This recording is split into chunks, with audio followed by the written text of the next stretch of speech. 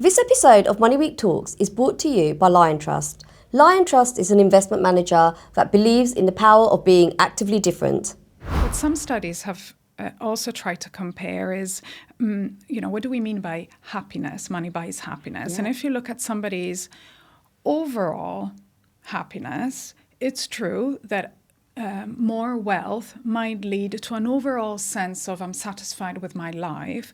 But in the day-to-day, there is actually no difference between the happiness of a rich person and happiness of somebody with less wealth. So we all have our ups and downs, our daily struggles. Life is not idyllic for anyone, whether you have money or not. Hello, I'm Kalpana Fitzpatrick, digital editor of MoneyWeek. Welcome to another episode of MoneyWeek Talks. MoneyWeek's motto is to make it, keep it, spend it. And in each episode, we help you do just that with our top guests, who come with incredible insights and views that will help you shape your finances. Whether you're looking for the latest trends, want to make sense of your finances, make more money, or just want to understand the world of investing better, then this is for you. In this episode, I have the pleasure of talking to Vicky Reynal. Vicky is a psychotherapist, a financial psychologist, and author of Money on Your Mind, the psychology behind your financial habits. And you may have even spotted her on TV or read her column in the national press. Thank you, Vicky, for joining us today. And today's episode might just be the therapy you need when it comes to your finances. Hello, Vicky. Thank you. Thank you for having me. Yeah, it's great to have you here. And I'm really excited about this episode, actually. Now, I know you talk to people about their relationship with money all the time. But I really wanted to kickstart with a story about when you once met Warren Buffett. Back in 2008, was it? Yeah. So because what he said to you really does set the tone and scene for our conversation so well. Tell us about it. Well, I met him at a crossroads in my career, and I had to decide which path to pursue. I was torn, and he said, don't let money guide your decision. Follow your passion, because we'll never become rich doing something that we're not passionate about. So look at money as the outcome of a path that you followed and carved for yourself out of genuine interest rather than the ultimate goal. And that really stayed with me. I think it was a very important message. It was a good person to meet at the start of your career, right? Absolutely. An absolutely great inspiration. Thank you for sharing that story. And it really does actually do make sense. I always think a lot of things stem from your passion as well. Now, when it comes to money and relationships, people have really complex relationships with money. Some people fear it. Some people see it as evil or taboo. Taboo is something I've been told and heard at dinner tables where people have said, like, don't talk about money. It's rude. It's, but the evil, money is the root of all evil. And then some just find it simply just too complex. But the biggest thing I hear all the time is people always tell me, I think I'll be really happy when I've got loads of money. I just need to be richer. And then I'll be content. And it's often linked to the fear of missing out. But does money buy you happiness? And how can we learn to be content with what we have? Well, there's a lot in that There's question. a lot in there. Take time. Well, first of all, yes, it is a taboo. And research has shown that people would rather talk about sex, religion, or politics with family and friends rather than talk about money. But actually, money's part of living a life. We all have a relationship with it. And the more we understand our relationship with it, I think the easier it is to talk about it with others. And I think what sometimes stops us from talking about it with other people is that we don't know how they are thinking about money, what it represents to them. As you say, people have different associations to it. For some, it's evil. For others, it's necessary. People are anxious about it or desire it a lot. And because we don't know what's going on in the other person's mind, that's what stops us. It's that fear of being judged for our view about it. Does it make people happy? Well, I see a lot of very rich and unhappy people. So clearly it's not the answer to everything. But I think society and advertising and all sorts of messages that we get around us give us the illusion that more money or more of the things that money can buy will make us happier. But it is in large part an illusion. Of course, money can facilitate a lot of good experiences. It can buy us time with family, if you will. But when people set it as the ultimate goal, I think that's the fastest route to unhappiness, because they have kind of imbued money with a lot of power that it doesn't intrinsically have. It's what we do with it. Yeah.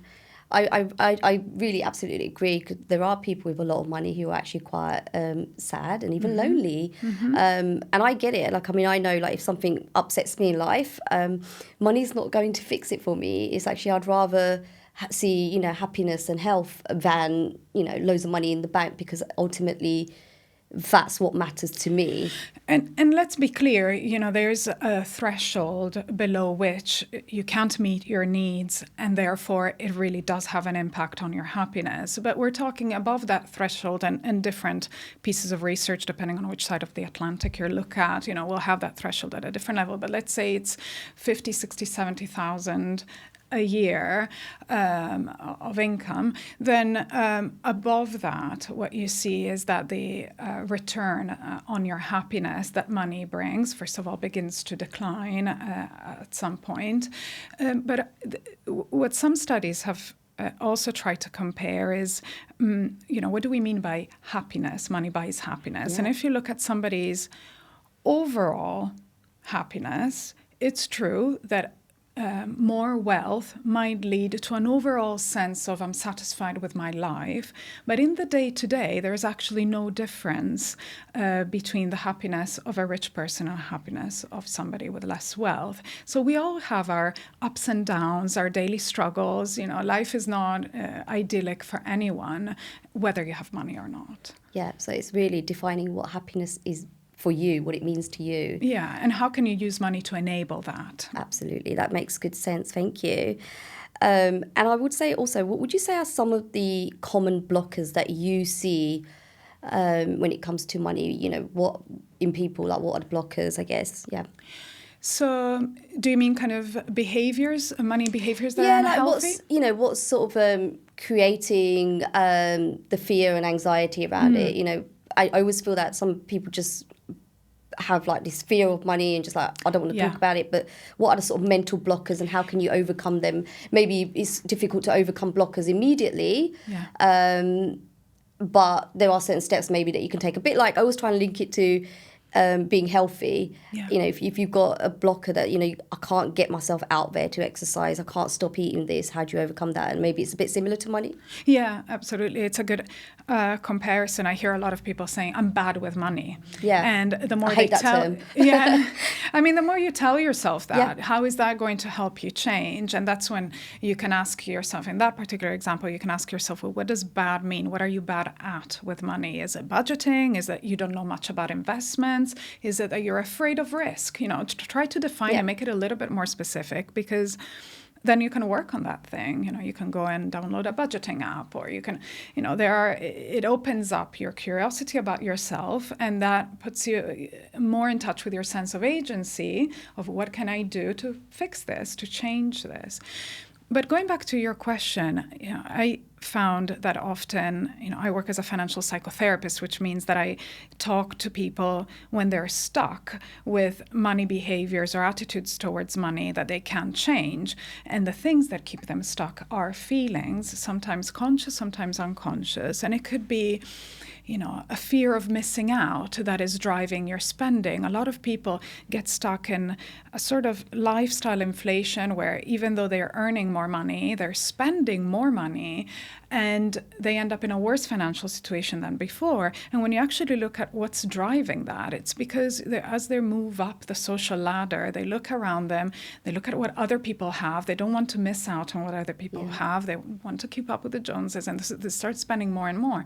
And so if you identify that, there is this part of me that tends to feel a bit insecure socially, and so I have to fit in, and that's what's driving my spending. Again, that insight puts you in a position where you can work on that and make different choices. So that's a common one, a fear of missing out. Sometimes it's not feeling deserving. when we don't feel deserving of good things, we end up either unconsciously sabotaging our finances, so we end up in these financial messes, making bad choices, and we don't know what it is, but somehow we end up destroying wealth rather than making it. Or we might be the person who doesn't enjoy money, who feels guilty after they allow themselves to go for a massage or spend on a more expensive coffee or something like that. And so that sense of I don't deserve the good things that money can buy can keep us quite stuck with our ability to enjoy money, which is an important part of financial well-being. So it's not just getting in debt that's bad for you. Not being able to enjoy money is bad for you too, because then what is it there for, right? And I'm really glad that you also brought up that term and I hear it all the time, I'm so bad with money. I totally agree with that one as well, because I do feel that the more you say that to yourself, the more you start believing it. Yeah. And it's really important to actually just be quite positive in how you view money, right? Because, the negativity just doesn't help. And I've banned that term. Every time I hear people say it, there is no such thing as I'm bad with money. It's just really understanding what it means to you and how you then utilise it for your needs and living. I wanted to swing to childhood and the impact this has and how it shapes our attitude towards behaviour and our feelings towards money, and how can we identify our link in childhood to overcome it, basically. I think our childhood shapes our relationship with money in many different ways. What you might have heard often talked about are the money scripts that we inherit from our family, and those are very important. So some people might have grown up in families in which money was considered an evil pursuit, money corrupts, and maybe it wasn't talked about so explicitly, but some of the language around, them, the people who have money, or look how they indulge in these holidays, and how, so sometimes it's more subtle messages that leave us with those scripts. Sometimes it's experiences, so watching parents struggle financially, being nervous, anxious about money. We inherit some of these feelings from our parents. Watching them fight over money might leave us feeling that money is something to be nervous about, because it brings up fights, arguments, it can divide people, and so that will influence what we do with money as we grow up. But there's so many non-money related experiences that then shape what we do with money as we grow up. So to give you an example, if we had, let's say, critical parents who always kind of denied our requests, and we felt a bit rejected growing up, anytime we reached out for something, we didn't get it, then as grown-ups, that will have an impact on our sense of agency. When we ask for something, do we get it or do we not get it? Depending on how you grow up, then that will impact how confident you are walking into a room full of investors to pitch your business. If you're used to people saying no to you, that will be a really hard thing to do, and to do confidently, or to walk into your boss's office and ask for a raise, or to call up your clients and say, my fees are growing up. There will be a little voice in your head saying, don't ask because you won't get. And so it will impact your ability to succeed, to obtain money confidently. Or if, for example, you grew up in an environment that didn't feel safe, then money might become your safety blanket when you grow up. You might hold on to it quite anxiously because you think that that's the only thing that stands in between you and chaos. And so money becomes kind of a symbol of safety for you, and that's why you cling on to it so firmly. So there's a lot of non-money related experiences that can impact what we do with money. I love those stories, and I absolutely agree, actually. Like, I know my dad, he was always so good at saving, and he always talked to me about interest rates, and I loved it. I actually thought I was going to be rich by the time I was 15 or something, because I just loved the idea of my money growing. So that's kind of like stayed with me. I did become a saver, and I loved the security. But my mum, I feel like, had really big impact on me. She always told me that I must never borrow for indulgence, always have your own money as a woman, and be independent. And that is what I grew up to be. It's like, okay, I want my own money, I want my own earnings, and but they didn't buy me a Barbie doll, and I still resent them for that. I was told, no, I can't have the doll, can't have a doll. But for me, actually made me more determined because I thought, I'm going to get what I want as a grown-up because I can do it. And so did you ever buy it? No. Probably too old by the time I actually wanted it. But I didn't get my Barbie doll, but I did end up getting into cars instead, and I did buy a nice car instead. So, so yeah, it was a bit of a mix growing up. I think you should get one and symbolically place it on your shelf. I feel like I should. I feel like I should. But I absolutely agree, and that's why I wanted to ask you about that, is looking back at your childhood and thinking about what, you know, the household and the conversations that went on in that household, and maybe they're not always right as well. So, for example, if you were that child who was told that we don't ask about money, we don't ask about what our parents earn or how much something costs, it's okay to change the narrative today, right? You don't have to stick to what you believed back then. Exactly. And it takes a bit of self-reflection to unpack, why am I this way? And do I want to stick to the beliefs that I've inherited or to the behaviors that come natural to me because they're familiar? Or do I want to start doing something differently? And these are questions that we can ask ourselves with a bit of compassion. This is not about blaming parents. It's about understanding how they try to do their best sometimes, but with their own parents to, have to learn from and take lessons away from. So we have a choice about what we continue to subscribe to and what we don't. And sometimes, as you said, our parents might have been quite different. And so we can notice, that's, that mom part of me that is, let's say, indulging right now. But maybe I want to call in more the dad part of me and be a bit more cautious in this particular case. And we can...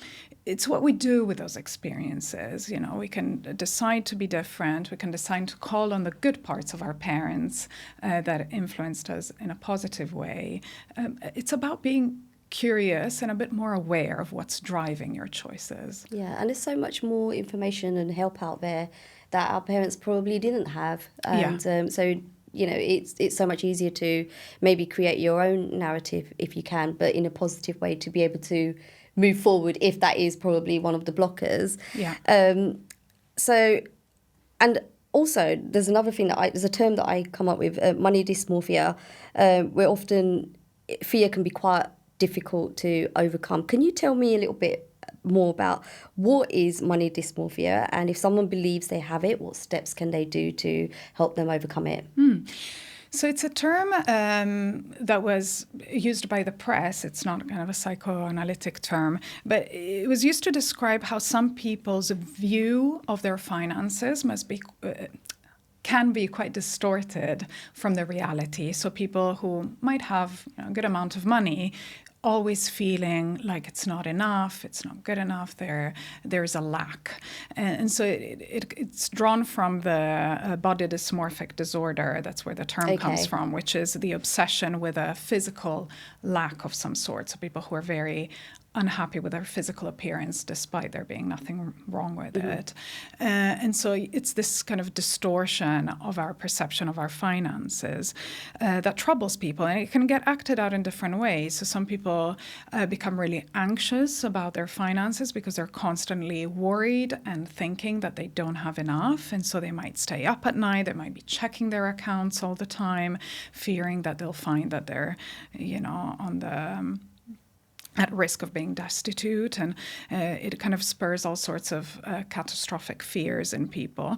Or they might become really greedy and hoard money really anxiously because it's never enough. And they're operating from a place of fear and from a sense of lack. So it's painful place to be in. And sometimes rationalizing can help, but not always. And that's when people might benefit from seeing a professional and trying to really understand, what is this lack really about? Because we know it's not about money. The money is there. So what does this fear trace back to? And it could be, a history of emotional neglect. It could be a traumatic experience that has become kind of represented in money, but it's really not about that. Yeah, it must be a really scary place for people to be in. I get that. And Yeah, so what about another issue that people tell me all the time is the reason why they can't talk about money or find it really hard to, get to grip with the basics of money is because they have this fear of numbers. Is that kind of like similar with, I know I remember speaking to a friend the other day, and he said to me, if I look at numbers, my head gets so confused, I can't cope, and that's it. And that's the barrier. How do you overcome that fear of numbers? I don't know if there's an official term for it. I'm not sure if I'm sure it connects to dyscalculia, which is an actual learning disability related to numbers. I haven't come across the fear of numbers per se, but my first, I suppose, interpretation or curiosity there would be about experiences in school. So what happened back then in relation to whatever, in maths class, did somebody feel really ashamed or, were they humiliated by their maths teacher, and suddenly numbers can evoke those memories and that's why they're really afraid of them? Or is there a learning disability that is actually getting in the way of being able to think about numbers the way other people might think about numbers? Yeah, that makes sense, actually. I remember my maths teacher. She was very scary and quite off-putting. I think I got lost in algebra very easily. She went way too fast, so I kind of get that as well. So, yeah. And there's another topic that I don't think we generally talk about in the industry enough, and that is neurodiversity. So I know everyone's different, and but people with ADHD, for example, may struggle with money in a different way. I've seen it firsthand. They get very obsessed with something, a topic, and then they need to spend a lot of money around that to fuel that interest. Yeah. And it's all about the dopamine kick. It's really, really tough for them. It starts from quite a young age, but as you get older and you become an adult, it becomes a real problem. Do you have tips for them, and where can they go for support? It is really difficult, but the one thing to say is that I wouldn't generalize and say that everyone with ADHD struggles with money, because I've met people who don't, for example, and that their struggle with ADHD manifests in other areas of their life. And as I always say, with diagnosis, it's about how you use them. And if you've identified that your money difficulty could be related to your ADHD diagnosis, I would invite you to use that diagnosis as it often does. It brings relief because something is explained about your experience. You finally understand why this area of your life was so difficult to deal with. But don't use it as an excuse. And some people say, I'll never be good with money because I have ADHD. Well, that's not really helpful to you. Yeah. And so what I would invite you to do then is think about, well, I have to accept this limitation, this extra challenge that I'm facing. So what can I do about it? Because what I find is there's a lot of people who keep themselves stuck in a place in which they're either wishing they weren't that way, hoping they'll get better, and kind of sometimes there's the denial of, maybe it'll fix itself somehow. But actually that keeps you in the same place. But when you really accept that you have any kind of limitation or barrier of any sort, let's say you're a disorganized person, you can take that and say, okay, I know this about myself, and so I need to put strategies in place to prevent the consequences of this. So if it is, downloading a budgeting app to keep you organized because you struggle with organizing your finances, then that's great if that works for you.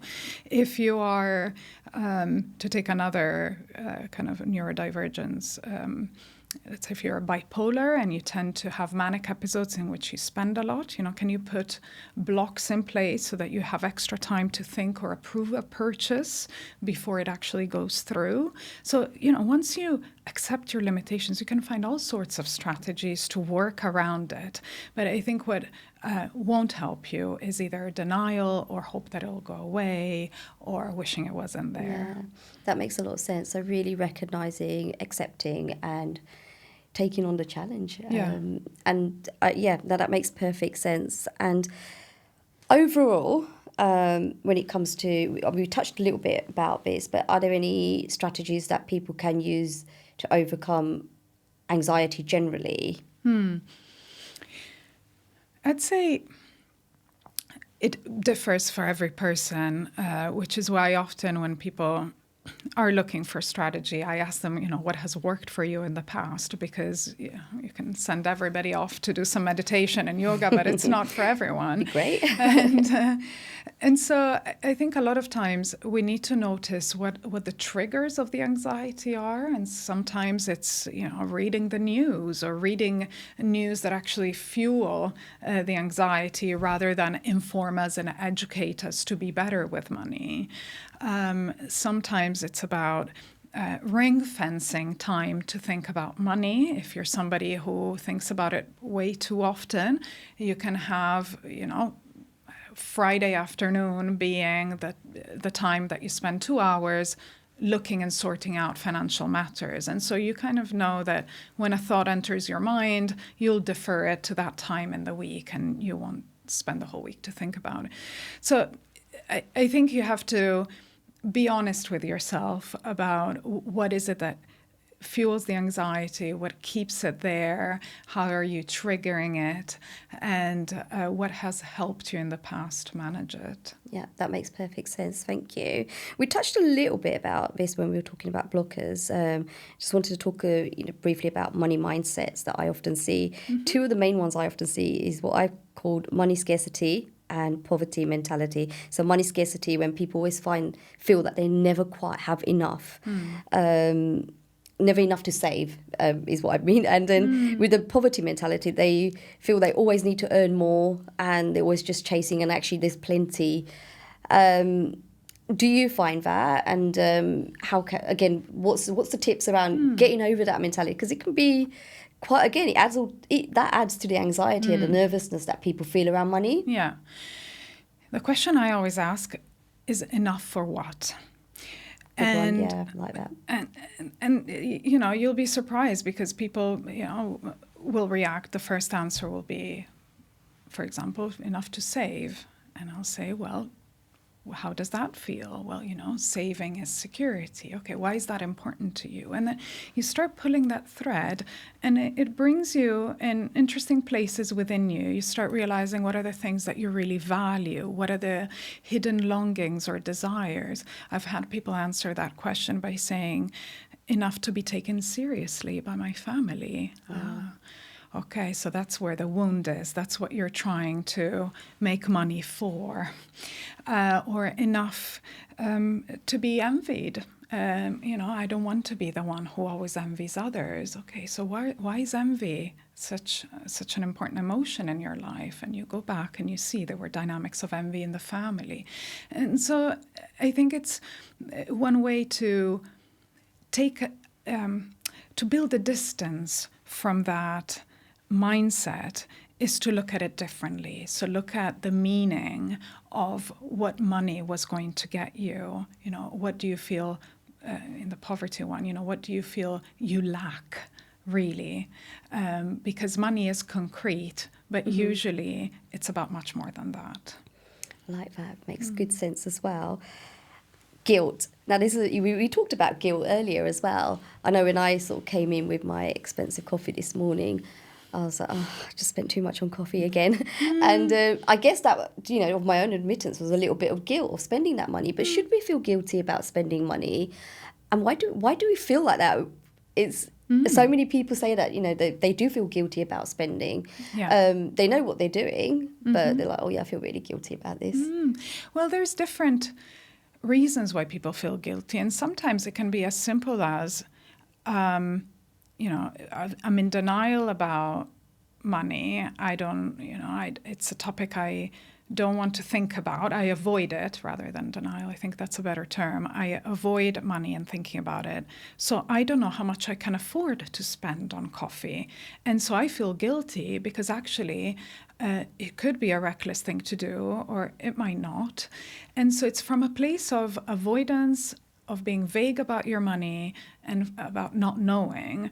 And so you're feeling guilty because you might actually be sabotaging your finances. And so the solution, if you will, to that would be, well, what about you actually budget it and figured out if you can afford a nice coffee, which makes your commute to work much more pleasant on a Friday morning, for example. Sometimes it's deeper than that. Sometimes people really struggle to allow themselves to have good things. You know, maybe they watched their parents be very frugal or teach lessons about, you know, you should only buy the minimum necessary, and maybe they even grew up in scarcity where that was a must more than just a lesson. And it's difficult to change from that point of view to think in the realities of your new financial situation. Yeah. And I've seen people who still, let's say, act poor despite having worked really hard to grow out of that scarcity, but the mindset hasn't caught up with them. And so they have to, you know, consciously remind themselves that, no, I can afford a nice coffee, and I should give myself that because I go to work every day and work really hard to earn the money to buy it then. Yeah. But I think it's all about the context, both of the individual but also their finances. Yeah. I did say at the start of this recording that this was going to be therapy. I think you might have just like made me sort of understand exactly why I felt guilty, and it's because my mum would tell me off. I know I could just hear a little voice saying, that's too much for a coffee, Kalpana. And that's probably why I felt guilty, because yes, I can afford that coffee. It's okay, and I really enjoy coffee, and I don't buy it all the time. Why not? But yeah, no, it was definitely because I can hear my mum's voice at the back of my head saying, way too much for coffee, because she was frugal and she still is. And yeah, I would definitely get told off. Well, and you won't let her listen to this. Exactly, unsubscribe from that voice in your mind. I've unsubscribed from that voice. Thank you. So, I guess linked to this is I feel like we're always in this vicious circle of buy. So wherever we go, even if we're all scrolling on our phones, we're always showing adverts.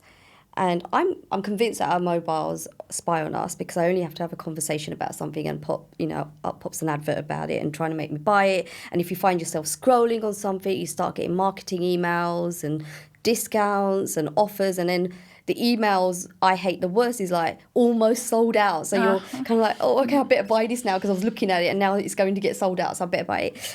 How can we get ahead of pushy marketing? Well, they know what they're doing. They know what they're doing. They're tapping right into all of our weaknesses, the psychological weaknesses. You know, we all get triggered by scarcity, something running out. We all like a good deal. I think often when I see people overspending, though, it isn't, those can be kind of little tricks that push them over the edge. But ultimately, I would go to the roots of why do you end up buying so many things? You know, what is triggering the overspending? And there's all sorts of different reasons why people might end up buying more than they need or should or can afford. And it can be about, as we were talking before, a desire to fit in and to belong. It can be about a transformation of ourselves. You know, we think that these objects that we're buying will make us more desirable, more lovable, more likable. Sometimes it's about getting that dopamine hit at a moment in time in which we're feeling a little bit low. And so asking yourself, what is it that I'm feeling right before I'm getting on the website? Forget seeing the offers, but even before you grab your phone and decide to go scrolling through, were you feeling lonely, bored? What feeling were you trying to address? And how else can you address it rather than shop? When we do stumble across them, I would say building time to think about purchases is probably the most effective way to not fall trap to those temptations to click and buy now, putting things in your basket and giving yourself 24 hours to think about them, even if that means you might miss out on that last one left, which usually isn't the last one left. Yeah. I like that. I remember speaking to a friend the other day, telling me how she really needed to get some new gym gear, and even though she's got plenty to her own admittance, because it will make me go. And, you know, that was her fear. It's like, if I got all this new gear, I'm more likely to want to go, which I understood. Yeah. But I see what you're saying as well. Well, and if she could afford it and that's what she chose to spend her money on, why not? Yeah. But if she's in a more difficult financial position, she didn't really need to spend more money, then what else could get her to go? Is it maybe going with a friend? That's a cheaper solution than buying new gear. Yeah. So I think always think of the alternative way to get whatever it is that you got from making that purchase. Yeah. We spoke about our relationship with money earlier. There's another relationship that I feel complicates money. It's partners. So we have differences in opinion, different levels of understanding, and it can cause conflicts and arguments, and actually even cause fear in relationships, maybe worse. I hear stories all the time about partners hiding receipts, parcels, bags from each other. They joke about it, but I don't think it's funny. I don't feel like you should feel like you're hiding stuff from your partner. I guess my question to you is, before you enter a long-term relationship, what sort of questions and conversations should you have with each other? It's a great question, because I don't think many people wonder too much about that. You know, they kind of stumble upon the topic of money when there is a difference, rather than maybe more proactively talk about all the adjacent topics that will influence money choices. So, for example, you know, how do you feel about privacy and transparency in the relationship? Because, for example, that line between secrecy and privacy is one that we all draw in a very different place. And so if, for example, you bought something and didn't tell your partner, he might experience it as, why are you hiding things from me? But you might experience it as part of your freedom to spend money as you want without having to report back to him about it.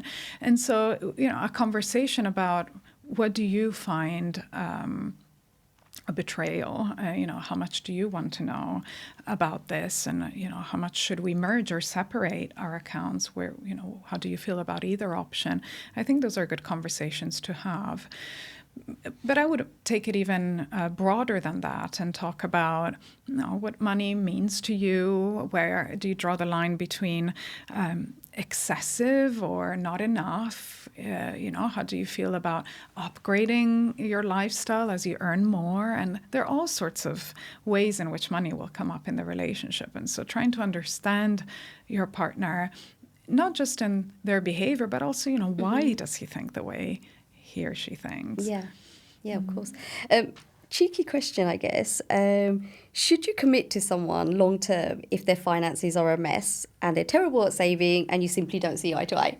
Oh, gosh. Don't want to break any relationships up here, but well, I'd say, see, how does it go further down the line? It can cause real problems. So, yeah. Yeah, of course.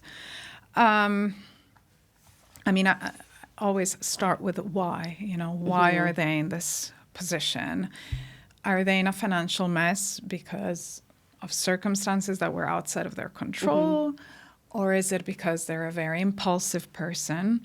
You know, how aware are they of this aspect of themselves? What are they doing to change it? Are they just hoping and have always been relying on other people's rescues, financial rescues? And I mean, I suppose never go into a relationship hoping, you know, choosing the person because of who you hope they will become. You know, choose the person you have in front of you. And if it's a person who, you know, struggles financially and relies on rescues, well, you know, if you're ready to be the rescuer, go ahead. But otherwise, you know, it would be, I think, naive to hope things will be very different in the future. No hope to change someone if that's how you go into a relationship. Yeah, unless they're really showing, you know, commitment to change, and you've seen already improvements. It's a really difficult situation to be in, isn't it? It's really hard as well. Yeah. So it was a cheeky question. I've just got a couple of more bits actually for you. So at what point should someone see a psychologist? So I think if you've tried and on your own you haven't been able to change something about your relationship with money, then it's worth having two minds think about it rather than you on your own. So if you need to talk it through, if you want to change but can't, those are good enough reasons to see a psychotherapist. I always feel like sometimes that's all it takes is a good talk with someone who hasn't got skin in the game. Yeah. They're not linked to you personally. And finally, Vicky, tell us a bit about your book, Money on Your Mind. What can people expect from it and how can it help them on their financial journey? Yeah, so the book goes through all sorts of different money behaviors, so overspending, underspending, greed, money secrets, and then it talks about money in relationships, so between siblings, families, partners, or even work relationships where money gets in the way somehow or it causes conflict. And the book is written from a psychotherapist point of view, so it really tries to understand what could be going on behind the scenes that is driving this behavior. And it's packed with case studies from the therapy room, but also from out there in the world. Warren Buffett is in there as well. I try to analyze what could have driven his financial success based on his childhood experiences. So yeah, I hope people will at least be more curious about themselves, if not find some of the answers in the book. Yes, worth a read, definitely.